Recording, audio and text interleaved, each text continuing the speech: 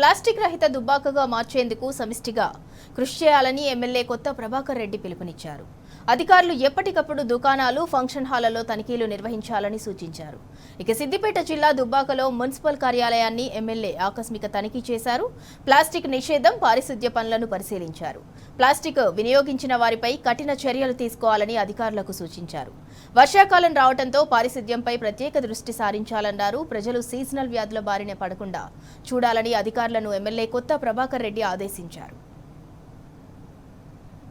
ఏదైతుందో మరి ఆ ప్లాస్టిక్ తోటి రోజు మరి చాలా మంది మరి క్యాన్సర్ బారిన పడి మరి ఆసుపత్రి పాలై మరి కుటుంబాలు కూడా మరి ఆగమైపోయే పరిస్థితి ఉంది ఈ రోజుల్లో.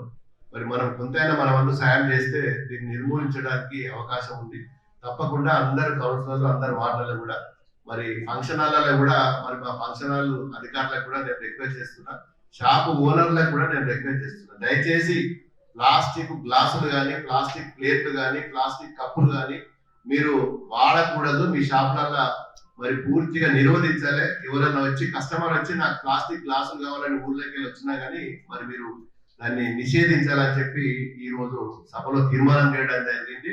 ఒకవేళ మీరు దీన్ని అతిక్రమించి మేము అదే విధంగా పోతాం, గతంలో ఏ విధంగా అయితే దీన్ని అదే బిజినెస్ చేసినామో అదే విధంగా చేస్తామంటే ఖచ్చితంగా మీ మీద చర్య తీసుకోవడం తప్పుతుంది.